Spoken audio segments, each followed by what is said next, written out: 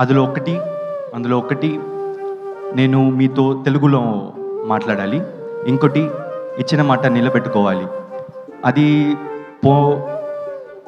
అది పోయినసారి వచ్చినప్పుడు తెలుగులో మాట్లాడతా అని చెప్పిన కాబట్టి లైఫ్లో మనం ఏదైనా చేస్తామా లేదా అని దానికన్నా అది చేయడానికి ప్రయత్నించామా అనేదే ముఖ్యం.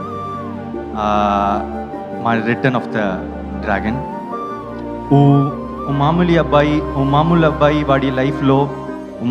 వాడి లైఫ్లో ముందుకెళ్ళాలి అని చేసే ప్రయత్నమే ఈ డ్రాగన్. అందరూ లైఫ్లో ఏదో విషయ కోసం ప్రయత్నిస్తూనే ఉంటాం. ప్రయత్నించే ప్రతి ఒక్కల గుండెకి దగ్గరైన సినిమాగా మా డ్రాగన్ ఉంటేనే నా నమ్ముకదా.